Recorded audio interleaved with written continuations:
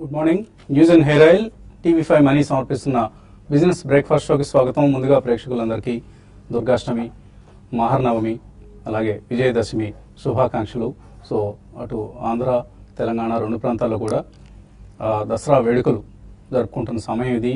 ఈ వారంలో ట్రేడింగ్కి సంబంధించి ఒకరోజే ఉంది, మళ్ళీ 2 రోజుల హాలిడే. సో దసరా రెండు ప్రాంతాల్లో కూడా, తెలంగాణలో బతుకమ్మ, ఆంధ్రాలో అమ్మవారి ఉత్సవాలు ఘనంగా జరిగే పండుగ ఇది. సో రెండు ప్రాంతాల్లో కూడా సమానంగా వినోదం, భక్తి, ఆటపాట జరగడం దసరా ప్రత్యేకత. సో ఈ దసరా అందరికీ శుభాన్ని చేకూర్చాలని టీవీ5 మనసారా కోరుకుంటోంది. సో దసరాకి ఓ చక్కటి సినిమా విడుదలైంది, తెలుగు సినిమా.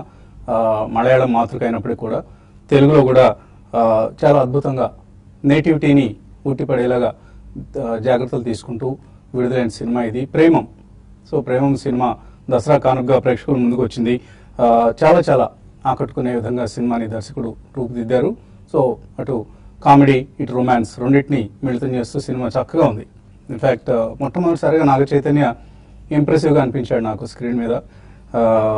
మొదటి 10 నిమిషాలు కొద్దిగా ప్రీమెచ్యూర్ లవ్ థీమ్తో కాస్త ఇబ్బంది అనిపించినప్పటికీ కూడా తర్వాత సినిమా పూర్తిగా లీనమై చూసే విధంగా తీర్చిదిద్దడం ఈ సినిమా ప్రత్యేకత.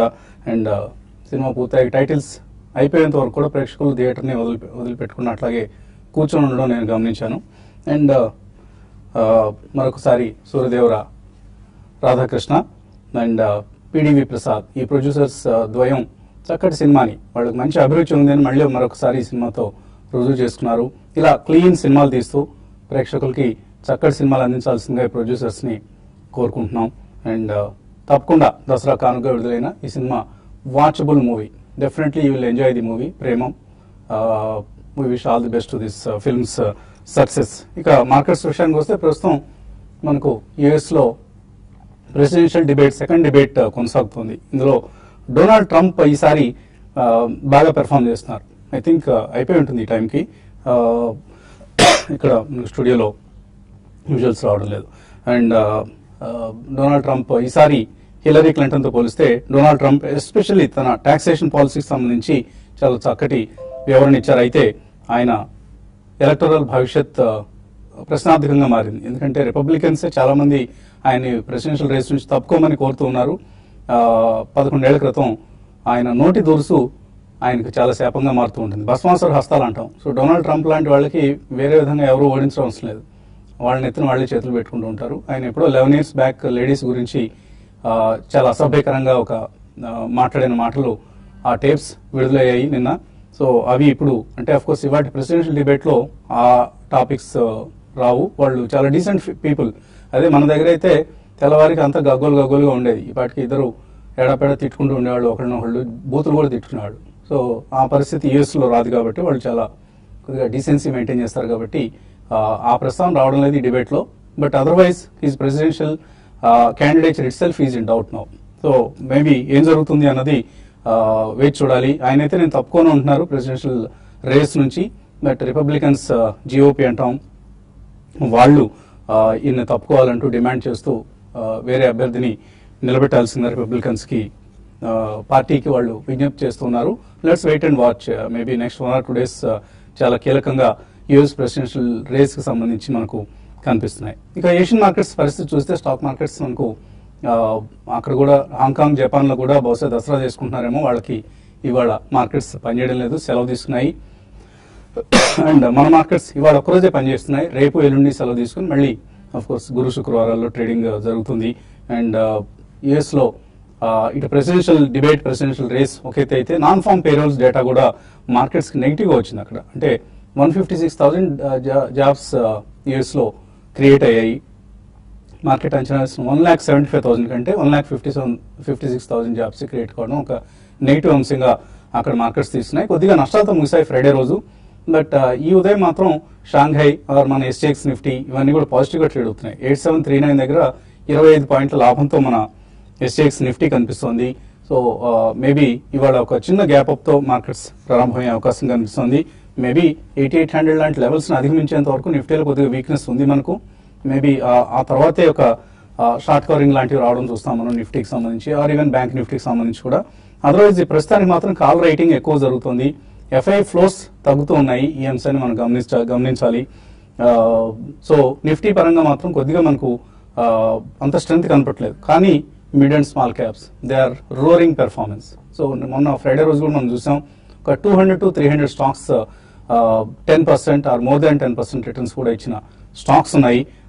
అటువంటి స్టాక్స్ ని మనం ఆఫ్ కోర్స్ వాటిని మనం ఒడిసిపెట్టుకోవడం కష్టం, కానీ ఏవైనా ఒక స్పైక్ స్టాక్స్ అంటాం మనం వాటిని. అంటే ఒక రోజులో ఫస్ట్ 1 అవర్లోనో లేదా సెకండ్ అవర్లోనో లేదా థర్డ్ అవర్లోనో ఒక స్థాయికి వెళ్తాయి, 7 to 10% పెరిగి అక్కడ మళ్ళీ కన్సిస్టెంట్ గా ట్రేడ్ అవుతూ క్లోజ్ అవటం చూస్తూ ఉంటాం. అటువంటి స్టాక్స్ మేబీ జిఎస్ఎఫ్సి మనం last week one of the strong stocks. అలాగే ఎంఆర్పిఎల్ 5% పెరిగిన స్టాక్, ఇది 1 year లో 70% రిటర్న్ ఇచ్చింది. మనం ఎప్పుడు తరచుగా అనుకుంటూ ఉంటాం ఎంఆర్ఎఫ్, బాష్, ఐషర్ మోటార్స్ ఇవే గొప్ప రిటర్న్స్ ఇచ్చాయి అనుకుంటూ, కానీ అంతకంటే గొప్ప రిటర్న్స్ ఇస్తున్న స్టాక్స్ మనకి చాలా ఉన్నాయి మార్కెట్లో. Tata Steel for instance, it's a very widely held stock.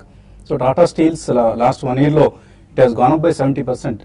So ఎవరైనా లోయర్ లెవెల్స్ లో వాటిలో ఇన్వెస్ట్ చేస్తుంటే డెఫినెట్ గా, అందుకనే వాటిని బ్లూ చిప్స్ అంటాం మనం. టాటా స్టీల్, టాటా మోటార్స్ ఇటువంటి స్టాక్స్ ని లో లెవెల్స్కి వెళ్ళినప్పుడు అందరూ అవాయిడ్ చేయండి, ఈ స్టాక్స్ జోలికి వెళ్ళొద్దు, ఇవన్నీ బూతులు ఇటువంటివి పట్టించుకోవద్దు అంటూ శాపనార్థాలు పెట్టడం చూస్తుంటాం. బట్ అటువంటి స్టాక్సే నెక్స్ట్ 1 to 2 years లో బ్యూటిఫుల్ రిటర్న్స్ ఇస్తాయి.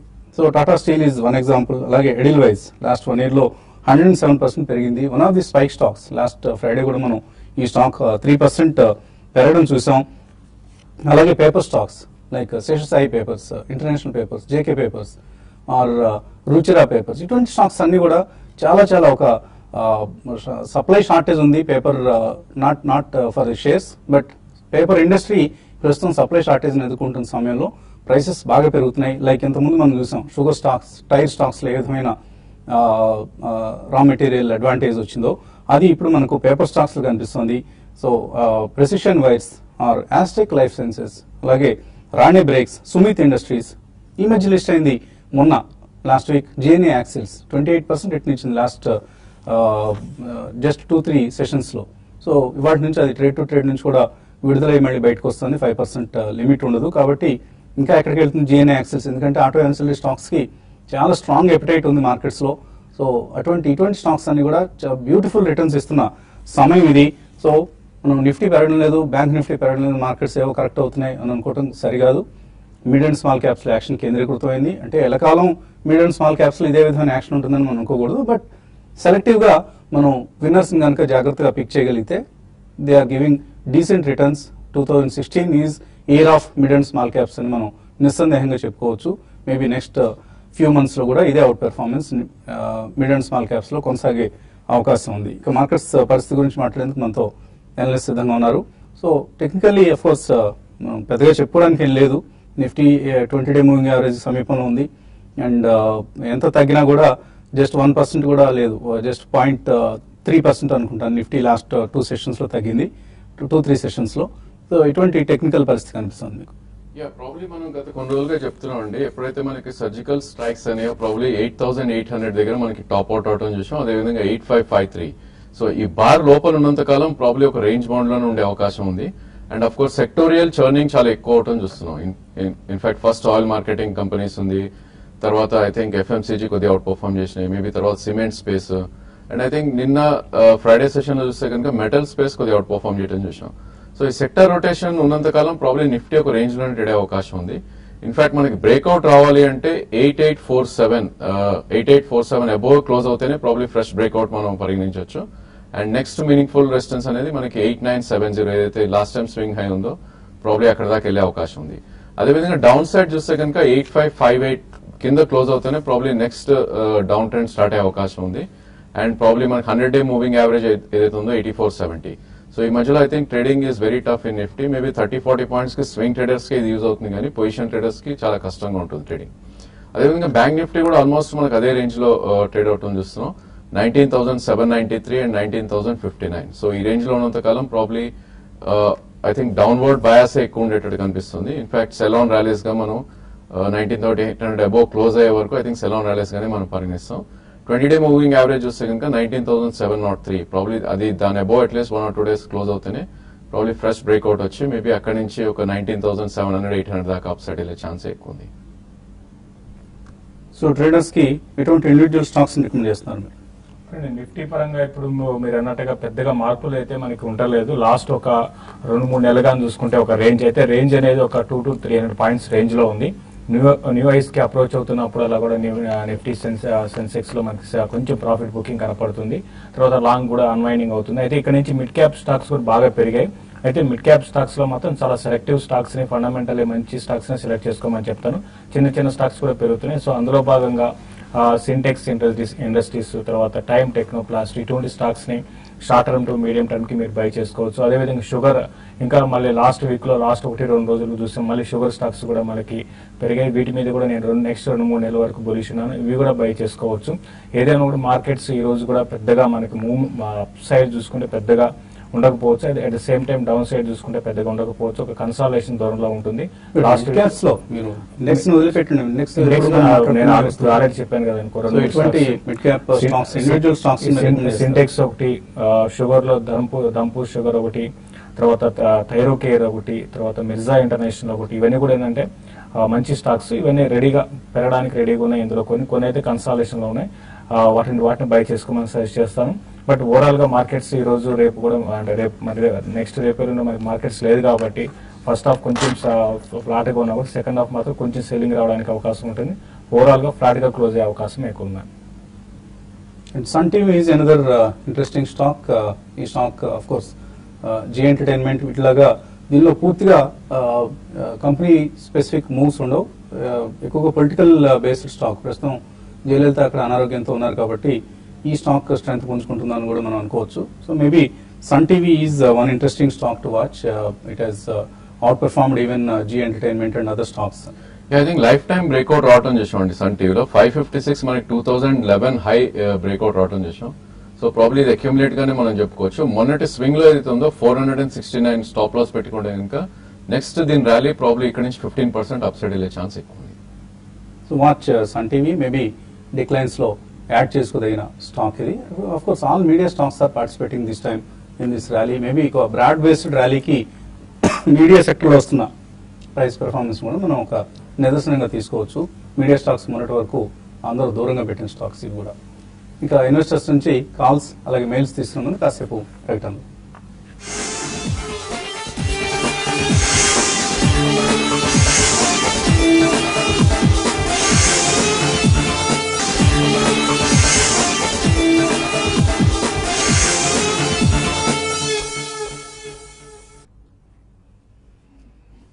న్యూస్ అండ్ హెయిర్ ఆయిల్ అలాగే TV5 మనీ సంయుక్తంగా సమర్పిస్తున్న బిజినెస్ బ్రేక్ఫాస్ట్ షోకి తిరిగి స్వాగతం. 8738 దగ్గర ఎస్ఎక్స్ నిఫ్టీ ఒక 24 పాయింట్ల లాభంతో ట్రేడ్ అవుతుంది. మేబీ స్లైట్లీ పాజిటివ్ ఓపెనింగ్ కోసం మార్కెట్స్ సిద్ధమవుతున్నాయి. And it's a very truncated week.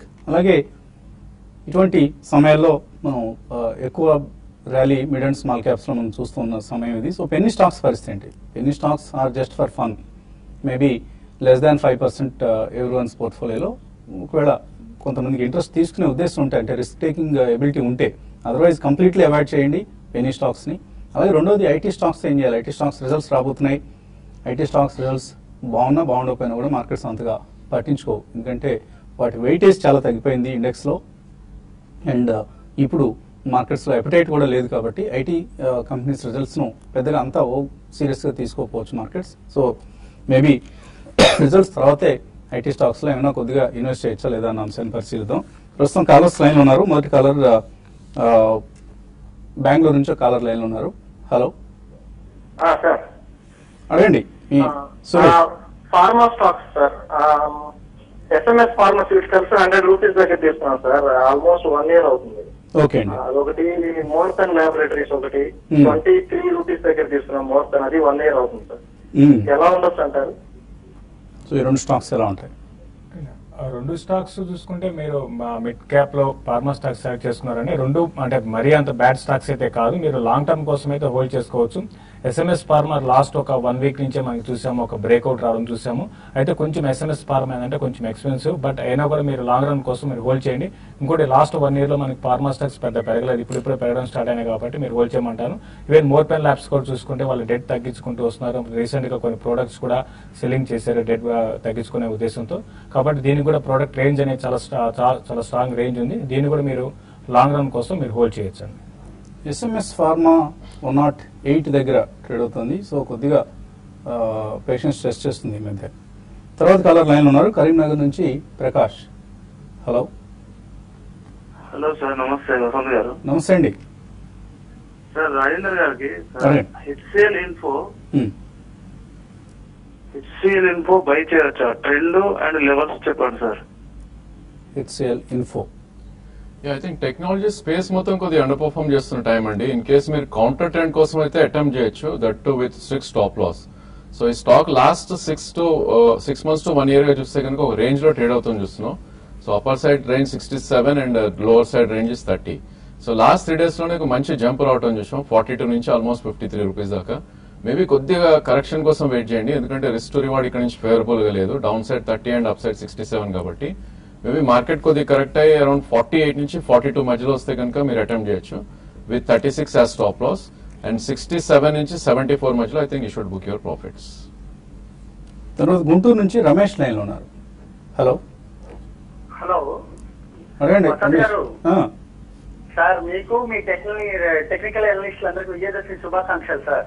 Thank you Ramesh గారు, మీకు కూడా సార్. విజయదశమి శుభాకాంక్షలు. Thank you sir. సార్ కొంచెం ఈ ఎల్ఎన్టీ ఒకటి, state bank, ICICI bank, Ashok Leyland, humans India, IDFC bank, IDFC ఇవి ఉన్నాయి సార్ 1 year నుంచి మా దగ్గర. ఎల్ఎన్టీ హౌసింగ్ ఫైనాన్స్ ఇవన్నీ 1 year నుంచి ఉన్నాయి. Average on and average investment గానే ఒక 50,000 ప్రాఫిట్ తో ఉంటాం మొత్తం దొరికితే. ఓకే. అది ఉంచుకోవచ్చా పొజిషన్ గా? ఏమైనా షిఫ్ట్ అవ్వమంటారా దీంట్లో కన్నా? కైరో కేరు అలాంటి వాటిలోకి షిఫ్ట్ అవ్వమంటారా? హ్యూమెన్స్ ఇండియా ఎల్ఎన్టీ కూడా దాదాపు 1 year నుంచి నా దగ్గర అట్లానే ఉన్నాయి సార్. ఓకే అండి. మీరు చెప్పిన వాటిలో అన్ని బై అండ్ లార్జ్ చెప్పాలంటే అన్ని మంచి స్టాక్స్ అండి. అయితే ఒక్కొక్క టైంలో ఒక్కొక్క స్టాక్స్ పర్ఫార్మెన్స్ అనేది ఉంటుంది. అయితే మీరు అంత టైంలో ఎంతకాలం వెయిట్ చేసినా కూడా. అయితే ఎల్ఎన్టీ లాస్ట్ 1 year లో 1600 ఉండేది, ఇప్పుడు మళ్ళీ 1400 ఆ రేంజ్ లో ఉంది. బట్ హోల్డ్ చేయండి. ఎల్ఎన్టీకి లాస్ట్ క్వార్టర్ కొంచెం బాగాలేదు, బట్ ఏదైనా కూడా లాంగ్ రన్ కోసం ఉంటే మాత్రం డెఫినెట్ గా మీరు చెప్పిన స్టాక్స్ ని కూడా మీరు హోల్డ్ చేయమంటారు. అయితే కొంచెం ఫైనాన్షియల్ ఎక్కువ ఎక్స్పోజర్ ఉన్నట్టుంది, అది తగ్గించుకొని థైరోకేర్ ఇప్పుడు మీరే అన్నారు దాంట్లో లాంగ్ టర్మ్ కోసం, ఎందుకంటే గ్రోత్ ఓరియంటెడ్ స్టాక్ అండి థైరోకేర్, కాబట్టి లాంగ్ టర్మ్ కోసం దాంట్లో ఇన్వెస్ట్ చేసుకోమని చెప్తాను. తర్వాత ఈమెయిల్స్ వచ్చాయి మనకు. రమేష్ ఏ గారి అడుగుతున్నారు, టాటా మోటార్స్, టీవీఎస్ మోటార్స్ కొందాం అనుకుంటున్నారట. ఇప్పుడు ఎస్కార్ట్స్, అశోక్ లేలాండ్ ఈ రెండు కూడా తీసుకుందామా వద్దా అన్న సందిగ్ధం ఉన్నారట. ఏం చేయమంటారు? ప్రాబ్లీ టాటా మోటార్స్ కన్నా టీవీఎస్ మోటార్ కొద్దిగా చార్ట్స్ ప్రకారం చాలా స్ట్రాంగ్ గా ఉందండి. 322 లాస్ట్ ఇయర్ హై ఎప్పుడైతే క్రాస్ అయిందో ప్రాబ్లీ ఇది ఒక మేజర్ అప్ ట్రెండ్ లోకి రావడం చూస్తున్నాం మళ్ళీ మీడియం టు లాంగ్ టర్మ్ కూడా. So TVS motor 2 price points లో కొనుక్కోమని చెప్తాను. 386 కరెంట్ మార్కెట్ ప్రైస్ ఉంది. మార్కెట్ పడితే కనుక 350 దాకా డౌన్ సైడ్ రావచ్చు. ఈ 2 price points తీసుకుంటే 450 to 500 నెక్స్ట్ 1.5 year వెళ్ళే అవకాశం ఉంది. అదేవిధంగా between Ashok Leyland and Escorts ఏది బెటర్ అంటే ప్రాబ్లీ ఎస్కార్ట్స్ చార్ట్స్ పరంగా చాలా స్ట్రాంగ్ ఉంది. ఈవెన్ దో స్టాక్ 180, 200 నుంచి ఆల్మోస్ట్ 400 లెవెల్ కి వచ్చినా కూడా ప్రాబ్లీ దీనిలో స్వల్ప డిప్ వస్తే కనుక ఈ స్టాక్ నే తీసుకోమని రికమెండ్ చేస్తాం. బట్ డెఫినెట్లీ అరౌండ్ 340 కింద స్టాప్ లాస్ పెట్టుకోవాలి ఎస్కార్ట్స్ కి. మేబీ 480, 500 ఇది కూడా వెళ్ళే ఛాన్స్ ఉంది. తర్వాత మెయిల్ శ్రీధర్, నల్లా శ్రీధర్ అని అడుగుతున్నారు. మిర్జా ఇంటర్నేషనల్ లో 1 to 2 years హోల్డింగ్ కోసం ఇన్వెస్ట్ చేద్దాం అనుకుంటున్నారు. అలాగే విశాఖ ఇండస్ట్రీస్, స్నోమెన్ లాజిస్టిక్స్ ఈ 3 స్టాక్స్ తీసుకుందాం అనుకుంటున్నారు, తీసుకోవచ్చా? చూడండి, మిర్జా అయితే మీరు తీసుకోవచ్చు అండి. ఇప్పుడే లాస్ట్ ఒక 5-6 నెలలుగా కొంచెం కన్సల్టేషన్ లో ఉంది. డెఫినెట్ గా 1 year కోసం అయితే, ఎందుకంటే రీసెంట్ గా పార్టిసిపేషన్ కూడా లేదు కాబట్టి ఇప్పుడే అప్డేట్ వచ్చింది, మీరు బై చేసుకోవచ్చు. ఫండమెంటల్స్ చాలా స్ట్రాంగ్ ఉన్నాయి. తర్వాత మరీ ముఖ్యంగా యూరోప్ కంట్రీస్ కి వీళ్ళు ఎక్స్పోజర్ ఉంది కాబట్టి మీరు బై చేసుకోమని చెప్తానండి. మిగతా రెండు స్టాక్స్ లో స్నోమెన్ లాజిస్టిక్స్ లాస్ట్ క్వార్టర్ బాగాలేదండి. ఈ రిజల్ట్ చూడండి, ఈసారి క్వార్టర్ బాగుంటే మళ్ళీ ఈ స్టాక్ లో కూడా అప్ అండ్ రావచ్చు. కాబట్టి ఈ క్వార్టర్ రిజల్ట్ వరకు వెయిట్ చేసి రిజల్ట్ బాగుంటే దాన్ని కూడా మీరు లాంగ్ రన్ కోసం బై చేసుకోవచ్చు. పవన్ కుమార్ అడుగుతున్నారు, ఇండియా సిమెంట్స్ కొన్నారట 168 లో, ఇప్పుడు ఆల్మోస్ట్ అక్కడే ఉంది, హోల్డ్ చేయమంటారు, ఎగ్జిట్ కావచ్చా? అలాగే వెల్స్పన్ కార్ప్ 262లో కొన్నారు, ఏం చేయాలి? ఐ థింక్ ఇండియా సిమెంట్స్ మీరు హోల్డ్ చేయొచ్చండి. ఇన్ఫాక్ట్ మార్కెట్ పడితే కనుక అరౌండ్ 140, 136 మొన్నటి లోస్ వస్తే ఫర్దర్ గా యాడ్ కూడా చేయొచ్చు. సో దీని 196 నుంచి 200 దాకా అప్ సైడ్ మూవ్ ఉంటుంది. ప్రాబ్లీ 2009 హై ఇది 180. సో 180 దాటినాక 196 నుంచి 200 దాకా అప్ సైడ్ వెళ్ళే ఛాన్స్ ఉంది. డెఫినెట్లీ హోల్డ్ చేయండి. డిప్స్ లో కూడా యాడ్ చేయండి. వెల్కార్ ప్రాబ్లీ ఒక డౌన్ ట్రెండ్ లో ఉన్న స్టాక్ అండి ఇది. ఐ థింక్ 153 నుంచి ఆల్మోస్ట్ 70-75 దాకా రావటం చూస్తున్నాం. ప్రాబ్లీ ఇట్లాంటి స్టాక్స్ లో టెక్నికల్ పుల్ బ్యాక్స్ వచ్చి around 200-day moving average which is 89-90 అక్కడికి వస్తే కనుక ఒకసారి ఎగ్జిట్ అవ్వచ్చు. తర్వాత దివ్య యార్లగడ్డ దివ్య అడుగుతున్నారు, Tamil Nadu news print and papers, Jayakumar infra, ఈ రెండిట్లో ట్రేడింగ్ చేద్దాం అనుకుంటున్నారు. ఎటువంటి ట్రేడింగ్ చేయొచ్చు?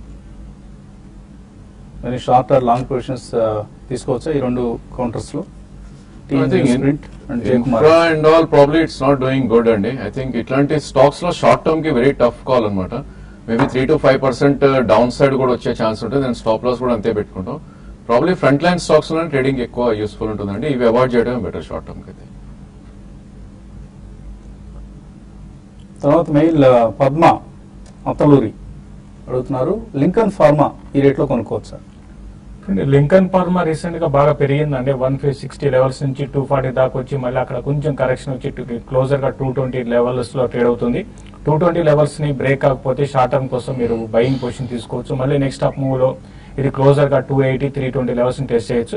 కాబట్టి దాని అబౌవ్ కంటిన్యూగా ట్రేడ్ అయితే మాత్రం మీరు షార్ట్ టర్మ్ కోసం పొజిషన్ తీసుకోవచ్చు అండి.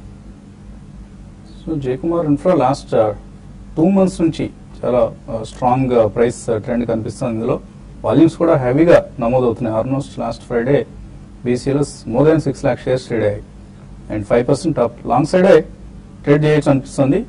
Maybe keep your stop losses and other things safely. తర్వాత ఇంకా మనకు మెయిల్స్ అలాగే కాల్స్ కూడా మిగిలిపోయినాయి. సో ఇన్వెస్టర్స్ నుంచి కాల్స్, మెయిల్స్ కొనసాగించబోయే ముందు ఒక చిన్న బ్రేక్ తీసుకున్నా. బ్రేక్ తర్వాత youtube.com లో TV5 Money లైవ్ కార్యక్రమంలో తిరిగి కలుద్దాం. జస్ట్ ఏ షార్ట్ బ్రేక్ నా.